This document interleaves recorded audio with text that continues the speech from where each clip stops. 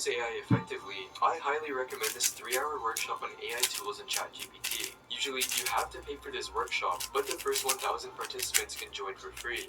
This workshop is great for professionals and entrepreneurs who want to increase their earnings. I personally attended it and rated it a perfect 5 out of 5. Check it out in the link in the description. No matter what your job is, whether you're in tech, sales, marketing, HR, operations, freelancing, entrepreneurship, or any other field, you'll learn really useful strategies in this workshop. These include tips for getting a raise, job hunting, solving complex data problems with Excel in just 5 minutes, personal branding, deep data analysis, and other business strategies. This workshop is hosted by Growth School and has helped over 1 million people. Become a ChatGPT and AI expert, register now, and get free bonuses worth $500. It's supported by leading global investors and was recognized as one of LinkedIn's top startups in 2022 and 2023. So don't miss out. Register now for free as one of the first 1,000 participants. Click the link in the description to sign up.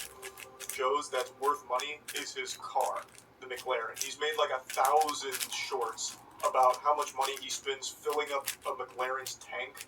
Okay, so this part pisses me off because he says the name wrong like 8 times in a row. It's not McLaren, it's McLaren. Okay, so that's how we know this guy doesn't really have a lot of status, doesn't understand these things. Okay, you probably say Rolex wrong. Okay, so it's like, it's just very interesting to me how, like, you're trying to make a claim and you can't even say the word right. It's just kind of funny. It's McLaren. And yes, it does cost a lot to fill up a car that gets 7 to 11 miles a gallon on average. It's not cheap to fill up that kind of car. So it's not a bold claim.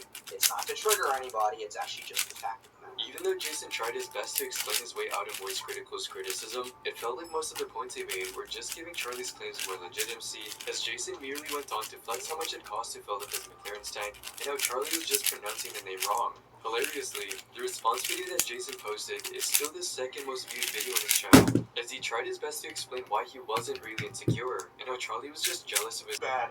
Despite having close to 1 million followers on Instagram, Jason rarely ever cracks 10,000 likes on his posts, with most of them being pictures of his cars or reels from the seminars he hosts. However, what Jason would do next would end up becoming the worst decisions of his life.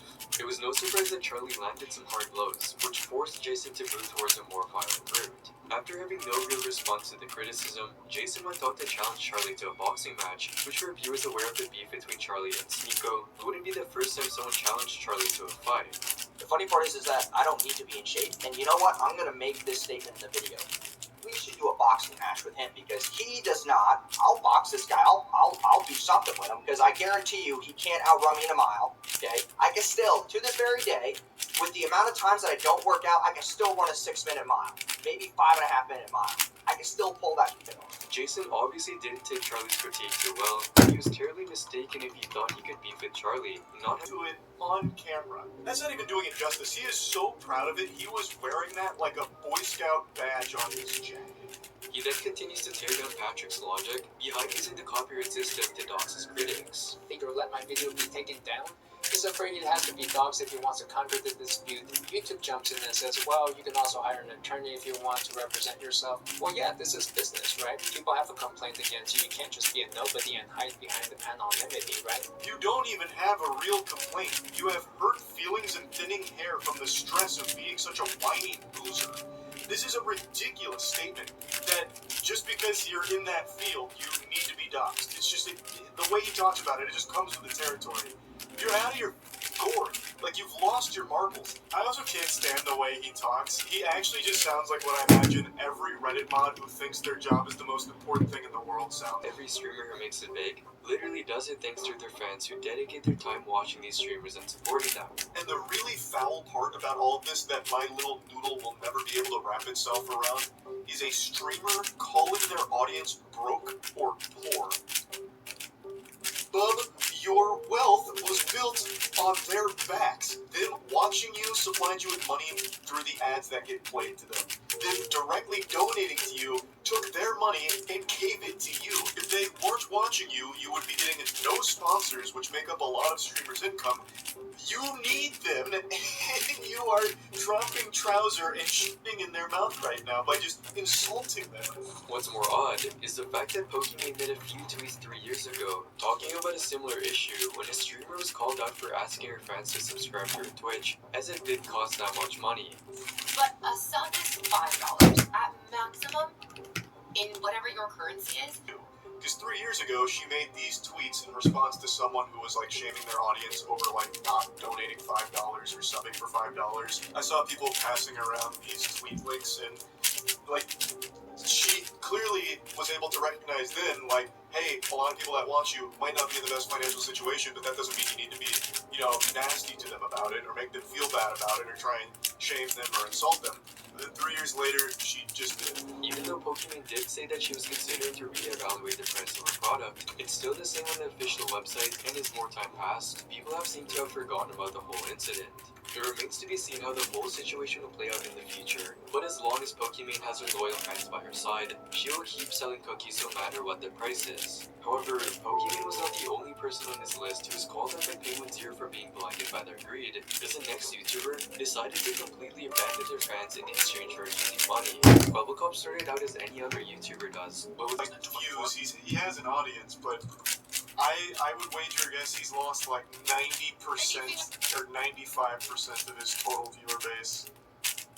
Because he used to average like a mil per video. He used to upload pretty much the exact same videos, and I guess something must have happened along the way. the answer to this was foreshadowed by Penguin Zero, who uploaded a video titled Downfall of Massive YouTuber, where Charlie briefly talked about Bubblecop's future plans with his channel.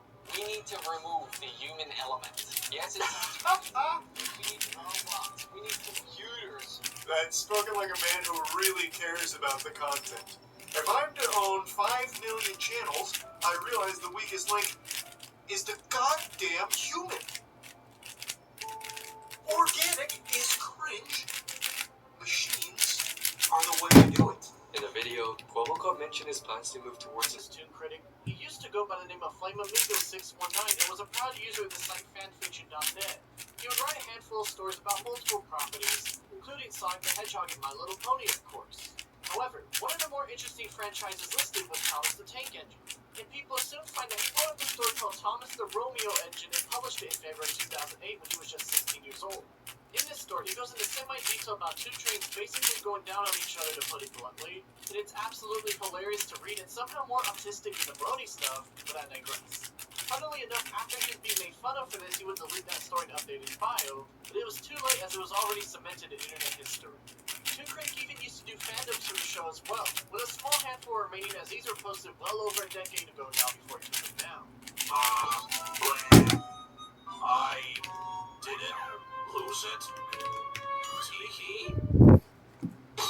People started to say that this Telegram account was his and that he was trying to move into the furry community, and given his name is Zach and the name of the account is Zachy, there was some credence to these rumors. Around the same time, a Skype account named Award We Knew was said to be his, and linked messages to show a conversation that heavily implied as such, people not giving up on keeping up with the dude in his internet whereabouts. In January 2019, over a year later, someone had posted a screenshot of a Discord account named Lucha Lucha talking with someone who figured out their past, in which they were linked Google Docs written Toon Critic by his former friend before they dropped him, showing that he was indeed this user and was still around on the internet. The link to the first statement is by his former friend Emily, and it's still words, in which she mentions how he asked if she wanted to go down on him despite him knowing she was married, showing just how depraved this man was and the lengths he was willing to go to get some action before he eventually settled on teenage. The second link works as well still, though it's not as personal as Emily's and is rather short as the screenshot on screen is the entire. Gonna suspect the phone on the bedside. No, but if you see the screen, you see that it's recording. Yeah. Right, flip it over. You better hope it doesn't fall over, not. I think it'd be better if she surely has a desktop PC or a laptop. She got it on her laptop, yeah. Yeah, put the camera on that sucker, have it recording in the corner, minimized, and we're good to go. No, obviously, Loud Convoy here is telling her to record a potential and inadvertently produce CP is a pretty bad look, but his story is a whole other can of worms that is not worth getting into right now. The point here is that Vito was okay with this idea himself, and while thankfully they didn't follow through with it and instead made a GoFundMe for Minhart to move out on her own soon, there's a reason Vita is in this business. Now, Vita used to run a Twitter account alongside Lao and others called the Zoophile Police, an account where they would basically expose and bully zoophiles. Obviously, nobody had an issue with this because it's funny to bully people like that, but things that get bad as during a